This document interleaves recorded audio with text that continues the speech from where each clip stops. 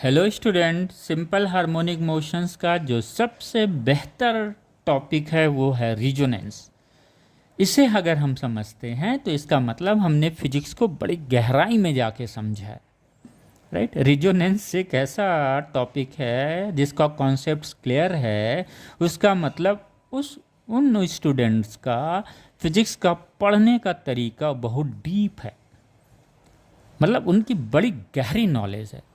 Resonance समझने का अभिप्राय ही हो, उसके बाद तो फिर आप हर टॉपिक को बड़े आराम से समझ जाएंगे। राइट, तो रिजोनेंस को हम लोग बड़े इत्मीनान से समझते हैं। रिजोनेंस इसके बाद फिर हम लोग डिफाइन करते हैं। Right, okay.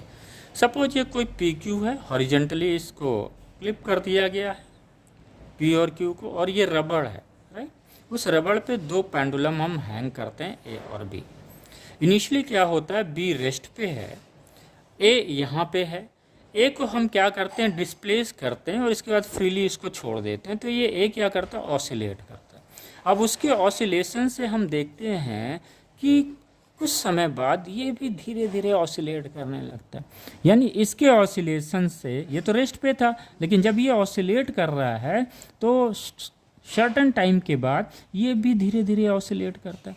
यानी कहने का मतलब ये है, उसके ऑसिलेशन से, ए के ऑसिलेशन से ज़रूर कोई ना कोई फोर्स ट्रांसफ़र हुआ होगा, किसको, बी को।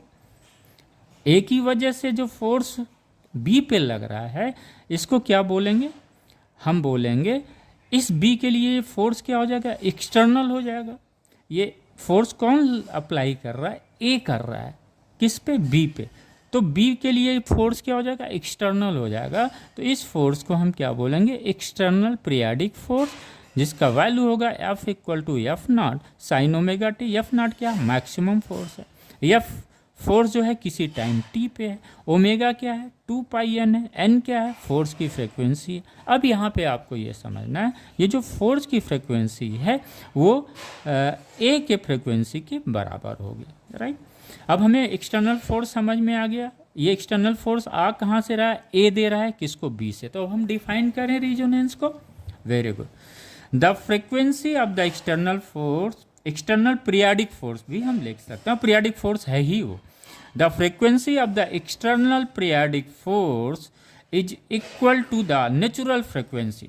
अब इसकी जो फ्रिक्वेंसी है पीरियोडिक फोर्स की, वो उस बी के नेचुरल फ्रिक्वेंसी के बराबर अगर होती है, वह उसके इंटीग्रल के बराबर होती है, then amplitude of the forced vibration of the body becomes quite large. This phenomena is called resonance.